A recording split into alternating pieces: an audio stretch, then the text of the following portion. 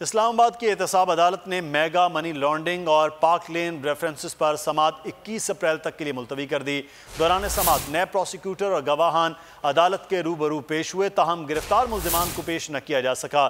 جج اعظم خان نے کہا کہ جیل حکام کا خط آیا ہے کہ امن و امان کی صورتحال کے پیش نظر آج ملزمان کو پیش نہیں کیا جا سکتا۔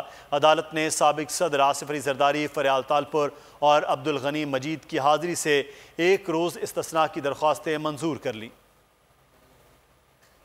اسلام آباد کی احتساب عدالت نے میگا منی لانڈرنگ اور پارک لین ریفرنسز پر سماعت 21 اپریل تک کے لیے ملتوی کر دی۔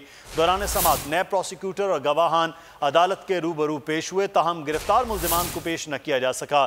جج اعظم خان نے کہا کہ جیل حکام کا خط آیا ہے کہ امن و امان کی صورتحال کے پیش نظر آج ملزمان کو پیش نہیں کیا جا سکتا۔ عدالت نے سابق صدر آصف علی زرداری، فریال تالپور اور عبدالغنی مجید کی حاضری سے ایک روز استثناء کی درخواستیں منظور کر لیں۔